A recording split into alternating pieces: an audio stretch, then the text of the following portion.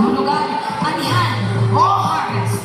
Ang pagdiriwang na ito ay sumasalamin sa walang hanggang pasasalamat sa masaganang may kapal, sa biyaya ng kalikasan at sa pamana ng mga ninunong kuyonon.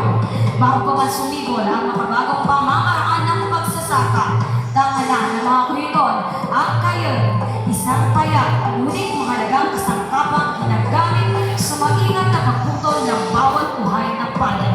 Isinasalisay ng Paratagan Festival ang paglalakbay ng isang pamamayanang namumuhay na may pagkakaisa at paggalang sa kalikasan. Sa bawat itak ay maririnig ang pintig ng lupa. Sa bawat kumpas ay mababalaag ang lakas ng mga magsasaka. At sa bawat himig ay muling nabubuhay ang mga may